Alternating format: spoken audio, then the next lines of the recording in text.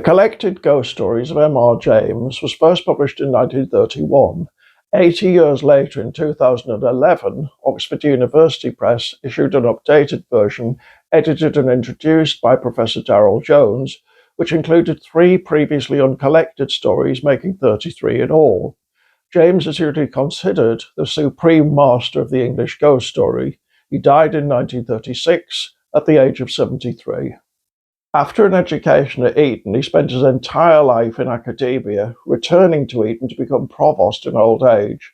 Much of his scholarly work on subjects like the New Testament Apocrypha, the structure of Norwich Cathedral, and the Kings of East Anglia has yet to be superseded. He wrote 4 volumes of ghost stories in his lifetime, but saw them as peripheral to his life's work. As an individual, he was entirely reactionary, although not in the public political sense, and straight-laced to the point of peculiarity.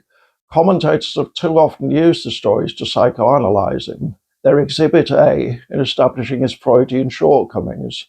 Professor Jones's 2011 introduction succumbs to that temptation. It's mostly psychological analysis, topped with a consideration of the story's common threads. It completely evades the central question, which is why do we still find these stories so compelling? James often claimed that he didn't like to theorize about the ghost story, but he once said it's crucial for the ghost to be malevolent or odious. Amiable and helpful apparitions are all very well in fairy tales, but I have no time for them in a fictitious ghost story. Prior to James, ghosts were often ominous, but also anemic and wraith-like creatures. More often than not, they didn't harm you, they signified something. James made them genuinely frightening. Partly for that reason, he's often nowadays acclaimed as the father of a genre called folk horror. But there is a difference between ghost stories and horror stories. To my mind, the chief focus in ghost stories is the past. In horror, it's the present. Horror stories are about space, ghost stories are about time. America produces great horror stories because it's big. Who knows? Anything could be going on out there. Britain's small, but it's got a long history. Who knows? Anything could have happened in the 11th, 12th, 13th centuries, etc. And that's what makes James's stories appealing. In a world where everything's become the same, he confronts us with the unsettling possibility that the past wasn't just a different country, but a different planet, and that might have implications for the here and now. I can't imagine James being as successful a ghost story writer had he not known Latin.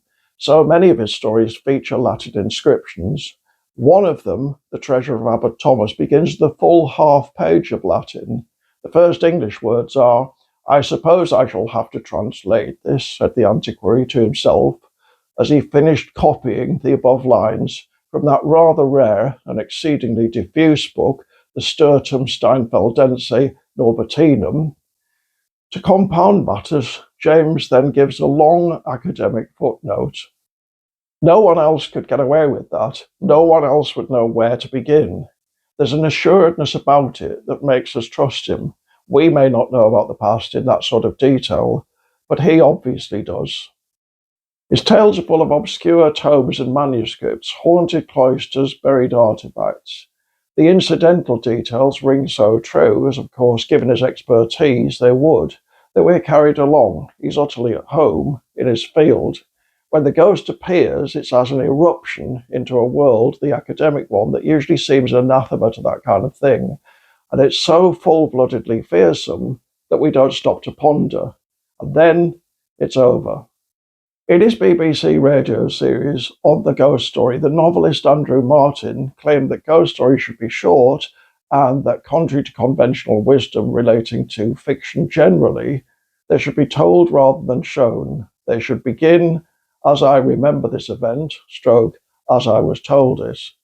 Many of James's stories were originally told to his students at Cambridge University in his room on Christmas Eve. In the year 2000, the BBC dramatised that original setting in a mini-series with Christopher Lee as M.R. James. You can still find it on YouTube. The best place to start with James is probably his most famous story, Oh Whistle and I'll Come to You, My Lad. My own favourites are the Ash Tree and Canon Albrecht's scrapbook. but there's a consistency of quality, which means you could perfectly well read them in any order and lose nothing. Happy haunting.